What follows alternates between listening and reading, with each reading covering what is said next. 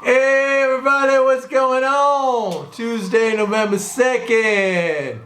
Dow 36,000. I told you that was coming. We had to close above 36,000.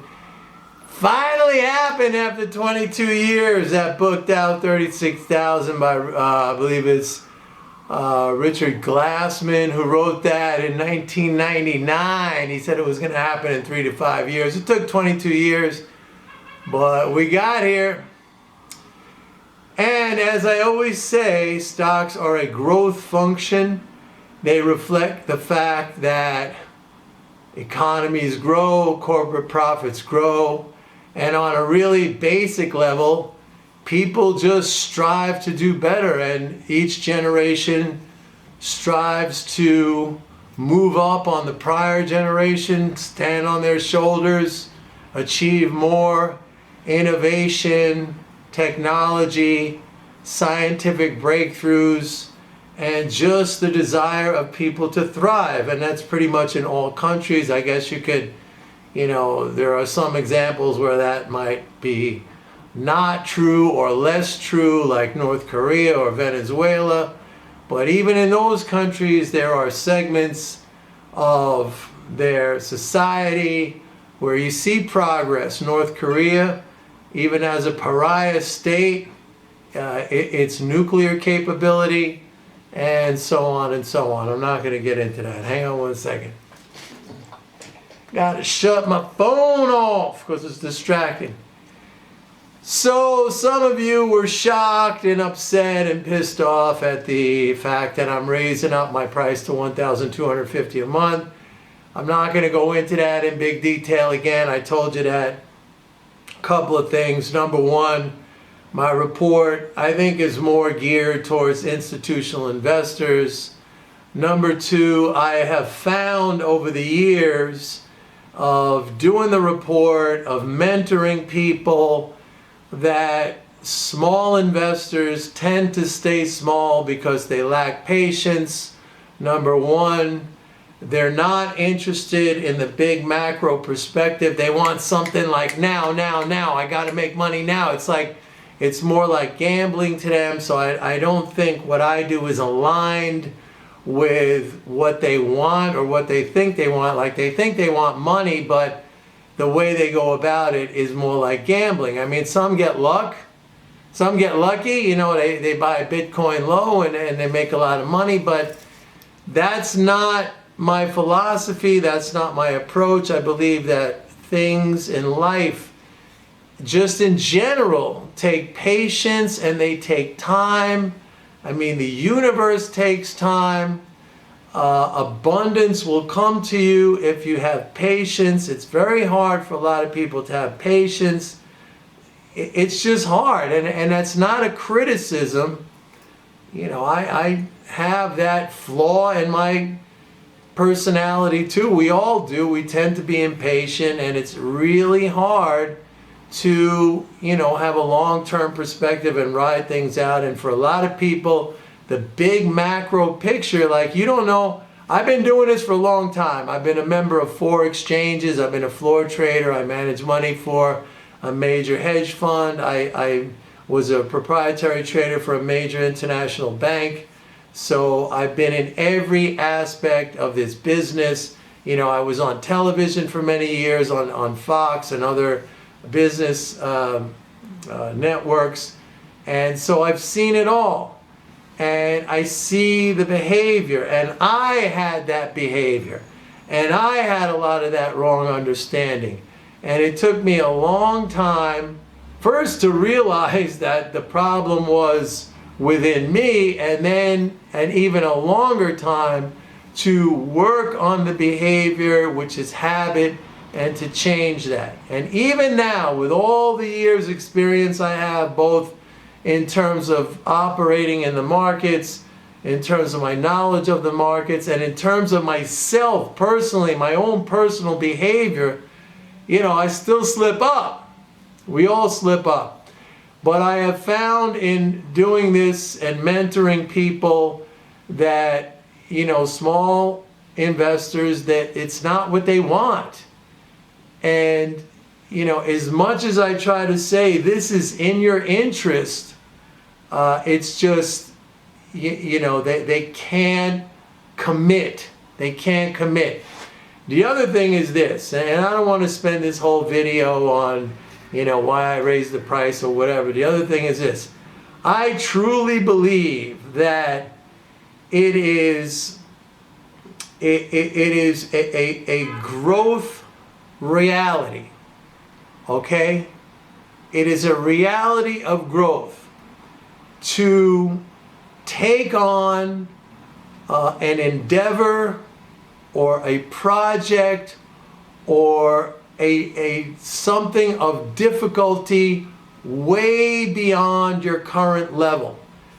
And if that means subscribing to a service that is way above your affordability right now, doing things like that, buying a house that's bigger and more expensive than what you think you can afford right now or what the numbers tell you can afford, buying a car, that you've always wanted, but you say you can't afford and it's not prudent.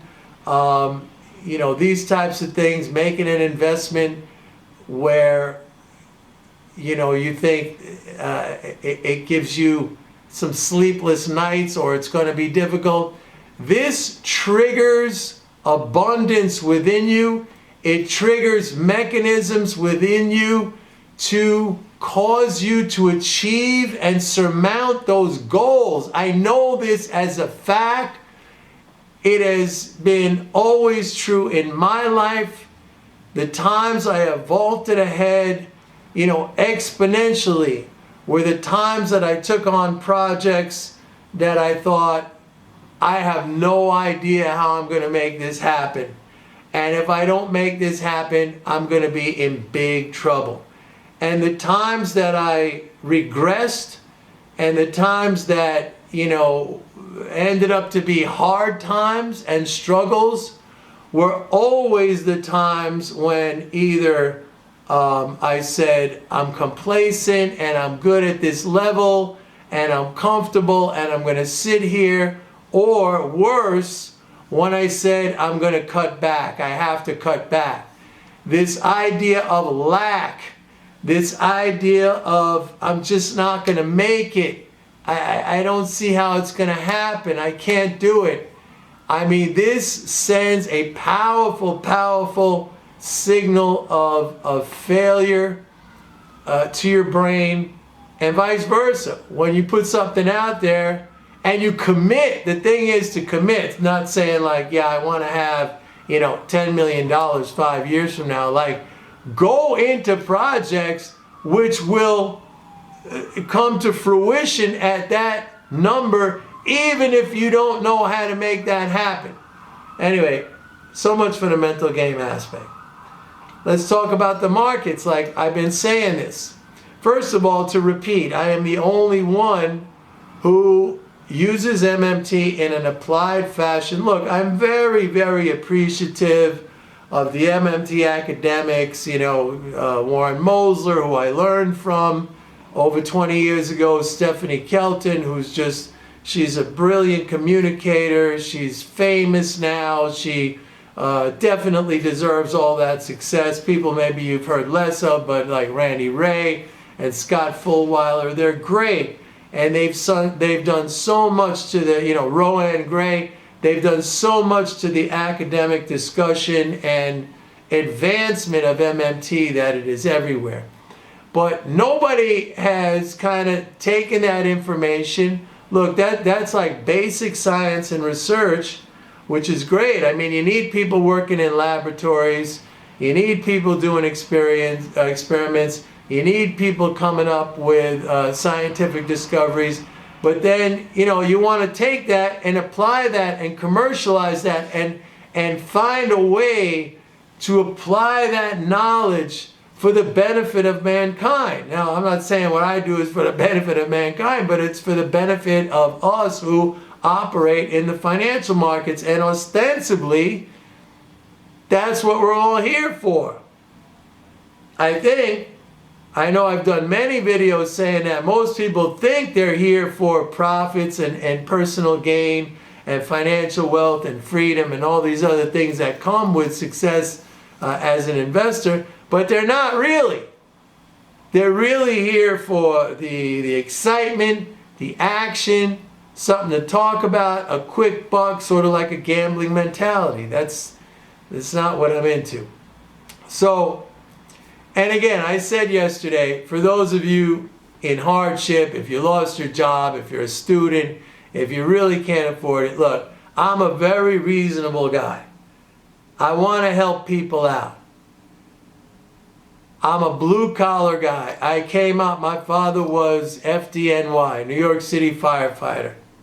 All right? Nothing fancy.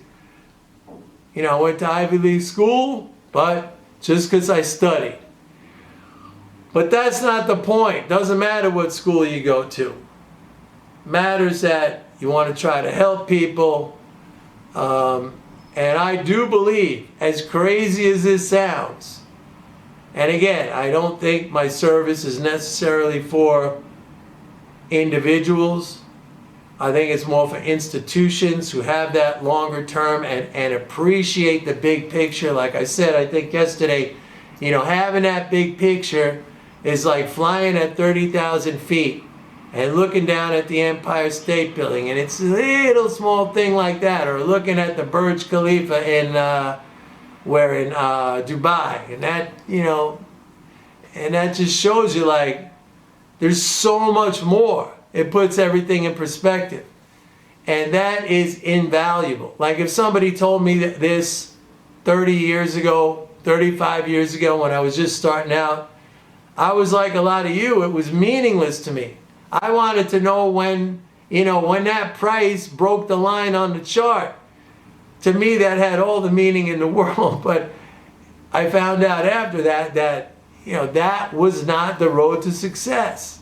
And nobody up there at the top of the richest people in the world, including Elon Musk, including Bezos, including Bill Gates, including Warren Buffett, including, you know, none of them made it up there, you know, overnight in a quick period of time. It was pushing along. It was advancing an idea. It was growing their knowledge base. It was application. It was going back to the drawing board again. It was making adjustments. Same thing here. Same exact thing here. Now, I got a lot of mocking on this, which is fine. I mean, if you want to do that. I got some people saying, Mike, great job. You know, you deserve it. It's not whether I deserve it or I don't deserve it. It is what it is. I truly feel 1,000%, 1,000,000%, that what I do is a unique service. It combines three things: the understanding of MMT, the deep understanding of MMT, over 40 years of trading experience, which includes stints on 4 exchanges and trading floors, and that mental game, you know, that I made every mistake in the book. It's all attainable. But again, I really think there's value in taking on something where you have no idea at all how you're going to make it work out. That triggers something in your brain, in your very being, that causes it to happen, or at least brings you very close to making that thing happen. And if you're very close, you're practically there. All you need to do is probably make adjustments, and even if you don't get exactly there, you have elevated yourself. You have elevated yourself. Anyway, I just want to make one point. Freight rates, those are shipping rates, and I've been talking about this, really coming down. The Baltic Dry Index down 7% again today. Other indicators of shipping down sharply. So I really think these supply chain issues are starting to loosen up. I mentioned yesterday that the CEO of Hapag-Lloyd, one of the biggest shippers talking about the fact that it had already peaked and we're going to see improvements early next year. So all the inflationistas and all the hyperinflationistas, I think there's going to be some blood in the streets in terms of their short covering in the bond market. Anyway, tomorrow, lest I not forget, we're going to see taper. Fed's going to taper. They got to taper. Cut back the asset purchases. I talked about this yesterday, how there is a complete lack of understanding. Personally, I don't pay a lot of attention to monetary policy. It's really all fiscal for me. And, you know, I suspect when they taper, we'll get a pullback in the stock market. I think it's so built into the bond market, we could actually see a rally. Dollar will probably go up initially, but I am skeptical on any longer-term dollar rally, as you know. And that's it. So you got another month to sign up at $500 a month. It's going to $12.50. I'm still going to be making these videos. My new thing is, I love all of you. I love all of you. Thank you for following me on my YouTube channel. Please like and subscribe. See you tomorrow. Bye.